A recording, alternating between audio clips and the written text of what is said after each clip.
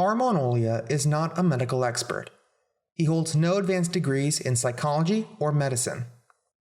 This program, For the Culture, was created for informational purposes only and is not to be perceived as professional advice in regards to health or any other field. Any comments Olia makes on this show are the results of careful research and his own personal experience as someone on the autism spectrum. Please do not disregard professional medical advice or delay in seeking help because of something you may have heard on this program. If you or any person you may know has a medical concern, they should consult with a licensed professional, physician, or healthcare worker. Hopefully, I can get into this chair. I wonder how I'm gonna start. God. Sorry, you guys weren't meant to see that. Okay, reset.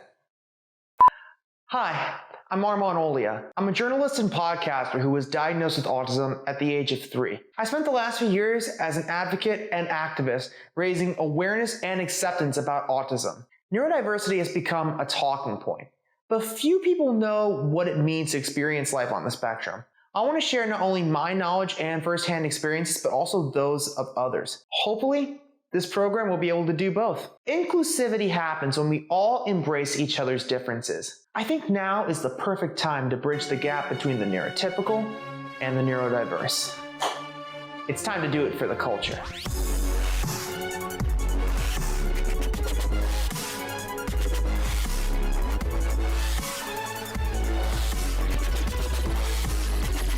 This episode of For the Culture is sponsored by ND Renegade. Let's start first by addressing the elephant in the room. What is autism? Not exactly an easy question to answer, especially if we dig a bit deeper into it. So let's talk about autism, starting with what it's not. Autism is not a disease. You can't catch it, get infected by it, or get injected with it. It can affect anybody. Doesn't matter your gender, race, background, sexual orientation, you get the point. Most importantly, it's not something to be cured or grieved. So, what is autism? It's a developmental disorder with a very broad spectrum. How broad? It's like a color wheel, because one can have significant capabilities in some aspects while having challenges in others. It represents the infinite combinations that create an infinite amount of ways autism presents itself. Or, as the saying goes, if you've met one person with autism, you've met one person with autism. You can even make the argument that autism is also a culture. Well, it's safe to say I believe that. But why? Look at the definition of culture. A culture, according to sociologists, is the quote, languages, customs, belief rules, arts, knowledge, and collective identities and memories developed by members of all social groups that make their environments meaningful. Many in the spectrum community have a shared opinion on what autism is and isn't. We have our own vernacular for experiences and events that anyone outside of the community would have difficulty understanding. We have shared beliefs in equality and general betterment. We have a collective identity and growing collective knowledge through the Actually Autistic hashtag and constant information on the social front that informs how we feel about autism. In my book, autism fits the full definition of being a culture. We advance the cause, knowing that we are not always the same. Sometimes we will have shared experiences and beliefs. Other times, we'll conflict. Right now, we're at a crossroads as we deal with deep internal issues within the community. This community, which we have tried to build as one of trust and equality, is facing its first true test. Certain institutions have shown that they are not capable of uniting us as one voice, when in reality, that's the one thing we need to do. Unite. Yes, we can have our separate opinions. Yes, we need to hold people accountable when they make mistakes and don't acknowledge it. However, the one thing we cannot do is let these people break us apart. Our collective main goal is to make life better by agreeing on what needs to be changed or maintained, and creating a giant voice behind the cause that cannot be ignored. The more we influence, the more we speak out, and the more we take action, the better things get. We need support, not just from those on the spectrum, but also those who are neurotypical allies. Much like the LGBTQ+ community or the Black Lives Matter movement, we cannot move the needle alone. We need allies. So, how can neurotypical people help? Well, they can do... Wait a minute! Wait, that would make for an interesting episode. You want to see that? Hit the like button right now. Shifting gears back to how the spectrum affects everyone in different ways, I'm going to discuss my own experiences on the spectrum and how it's affected me. But before I do, I'd like to take a second to show you how some of my friends on the spectrum feel about how autism affects them. So, ladies, gents, and non-binary among us, how does autism affect you? Both good and bad, I think. Okay. I started reading books at age 3, and I was reading Roald Dahl at the age of 5. I've read over 1,000 books now, which I'm really proud of. It was my goal ever since we started the reading list. I love animals.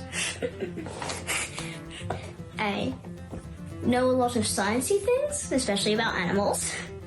I'm quirky, but I'm also really emotional. It hurts when people brush my hair. That's why I chopped it off. It used to be really long. It makes me feel uncomfortable if a complete stranger touches me, and stress makes noise a lot worse. If I'm having a meltdown, a mini meltdown, something like that. I really just don't want there to be any noise. Okay. Anything else you want to say? No. Do you like being autistic? Heck yeah. Autism affects me in many ways, but I would say the most impactful way is how it affects my ability to function day to day. It feels like my brain is a car that's moving at 120 miles per hour on the highway without ever touching the brakes, and I'm just in the passenger seat trying to yell at the driver to get him to slow down. Every day, my mind wanders all over the place. There's a million different ideas I have. There's a million different interests I have that I obsess over. And, I also kind of feel like sitting in the chair all day is extremely difficult for me. I feel like always jumping out of my seat. And so this makes it difficult to, I would say, start focusing on something. Because once I start something, especially if I'm very interested in it, I can go on forever. But just getting in that starting position is very difficult for one thing. And another thing is for other responsibilities that aren't quite as interesting, but I still need to take care of. It's very easy for my mind to slip and wander onto something else. So to control that, I have a lot of different strategies that I use. They're not perfect, but things are slowly getting better and better, and I'm working to improve myself every day. So answering the question, how does autism affect me, it's very interesting because there are definitely a lot of components and it affects everybody differently. For me specifically, I know that I am definitely one to stim a lot, kind of like the hand flapping thing, but with something different. And sometimes I can feel a little awkward in different social situations. Eye contact isn't the best. I don't have the best motor skills. So, I also can become really fixated on things sometimes, but sometimes that might not be such a bad thing to become fixated on things depending on what it is. So, yeah, I feel it affects everybody differently in a lot of ways, but for me, that's the gist.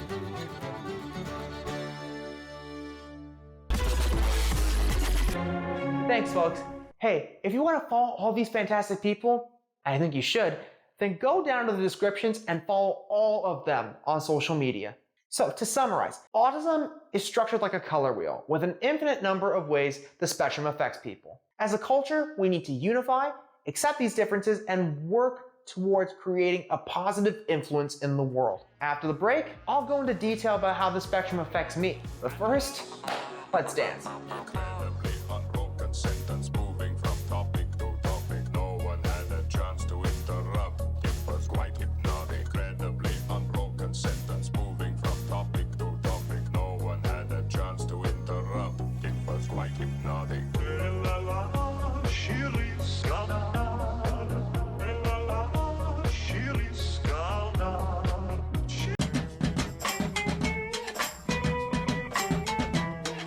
piece of clothing that's become a crucial part of my style are graphic tees. I feel good when I can show off aspects of my personality that I usually don't get to show off.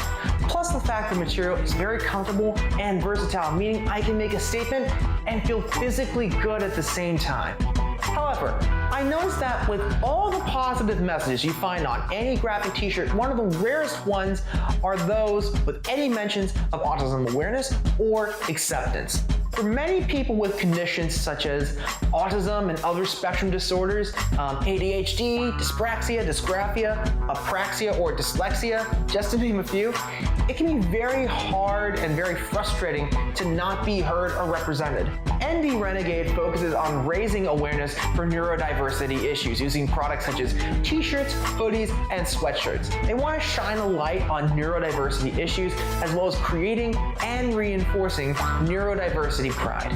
ND Renegade has original designs and collaborates with autistic creators such as myself to make exclusive material for the store. Oh, this is a great example. This shirt I'm wearing, telling you to be proudly authentic, you see that? It's a collaboration between ND Renegade and my podcast, Shadow Gallery Seminars. And not only does it look good, it feels even better.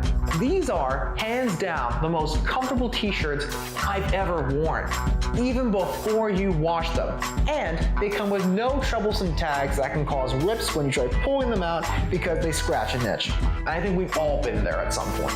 All ND Renegade products, they're ethically sourced. All inks used in the printing process are water-based, non-toxic, vegan, eco-friendly, and disposed of according to supplier guidelines to ensure no harm to the environment. The poly bags used in the packaging are recyclable, low-density polyethylene compliant with the FDA and the USDA. Not only that, but when you buy these products, you can wear them knowing they were made without sweatshops, child labor, forced, involuntary, or trafficked labor, harassment, abuse, and corporal punishment. All workers receive mandated wages, allowances, and benefits paid according to law, safe and healthy work environments, and safe and healthy housing where provided. How great is that? Seriously. In other words, these are products that are amazing on all fronts. It's an absolute win no matter which way you look at it. Oh, and thanks to the fine folks at ND Renegade, if you use the code NDRARMON15 at checkout, you get 15% off your order. That's right, use the code NDRARMON15 at checkout and you get 15% off. So what are you waiting for? Get your gear and join the Neuro Tribe with ND Renegade. And we're back. We touched upon the diagnostic basics of autism and how it can affect other people, as well as the not too often discussed cultural aspect. I also promised to tell you guys how autism affects me. There's a scale recently developed by members of the scientific community which breaks autism down into 10 common facets: depression, fixations, abnormal or flat speech, noise sensitivity, social difficulty, anxiety, abnormal posture, tics and fidgets, and depression. On mine, aggression and poor eye contact were the two lowest results, virtually non-existent, with social difficulty and depression receiving moderate scores. The highest concentration, however, came in 5 categories: anxiety, abnormal posture, fixations, tics and fidgets, and noise sensitivity. Autism has had a massive impact on me and is a huge part of my identity. The ways autism affects me has changed over the years. Some qualities have remained, some have gone, some have emerged, but I'm getting ahead of myself. The vast majority of these I had to work on in order to get to where I am today. When I was initially diagnosed, I had a lot of challenges and I did need a lot of intervention. I needed to work hard to get to milestones others my age accomplished with greater ease. Through speech therapy, occupational therapy, social therapy, and practice over the course of 20 years, I've conquered almost every challenge put in front of me. The vast majority of my high scores in the scale can be attributed to not only the problems of people my age, but the fact that autism has an ability to take what seems like a complex quote-unquote issue and, in the words of Spinal Tap, turn it up to 11. The numbers all go to 11. Look, Right across the board. 11, I see. 11, and most of 11, the and then amps go up to 10. Exactly. Does that mean it's louder? Is it any louder? Well, it's one louder. There are a few challenges I have yet to overcome, but hopefully I'll get there. I'm still a work in progress, as is everyone on the planet with active brainwaves. I'm not perfect. I'm not complete. I will make mistakes, and I will welcome that because mistakes will make me stronger and help me improve. I've overcome the vast majority of my sensory issues. I'm no longer limited by a lack of motor skills. I've traveled the world and experienced sights and sounds I never could have been able to without intervention. I've had a great life. The sensory issue that remains, too, is rarely triggered and is normally caused by high anxiety, which, for me, again, is rare. However, when it happens, I always try to remember the only reason why I'm stressed is because I'm allowing myself to become stressed. I try to remember the big picture. Extreme anxiety causes my sensitivity. Reducing anxiety means reducing sensitivity, so my goal is to get myself to calm down in the best way possible. Cause and effect. As long as I'm able to remember my stress is manageable, I'll be fine. Laugh with me, buddy. Jest with me, buddy. Don't let her get the best of me, buddy. Don't ever let me start feeling lonely. Overall, autism affects me in many ways. Yes, there are certain drawbacks that are aspects of my personality that I want to change and will hopefully make me a better person.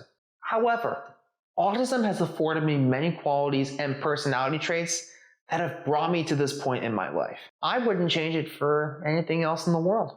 So, that's it for this episode. But before we go, I have one last thing to do. Our question of the episode. I touched upon how I manage my own stress, so I want to hear from you guys in the comment section. So, what's your strategy for dealing with your anxiety? You've heard a bit about mine already, and I'm planning on touching upon another strategy in a future episode, so I'm curious. I look forward to seeing your answers and what else you want to see me discuss in the comments below. In the meantime, thank you all so much for watching. Don't forget to like the video, subscribe, and turn on notifications.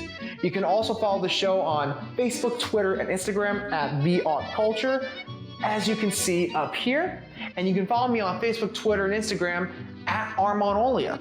See you down here. I'm Armonolia. This has been For the Culture, and I'll see you next time.